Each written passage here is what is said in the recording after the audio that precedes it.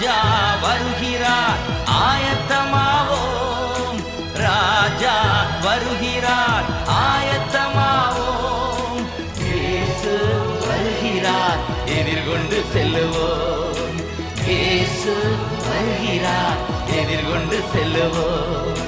பள்ளங்களெல்லாம் நிரம்பிட வேண்டும், மலைகள் குன்றுகள் தகர்ந்திட வேண்டும், கோணலானவை நேராகணும், கரடானவை சமமாகணும்.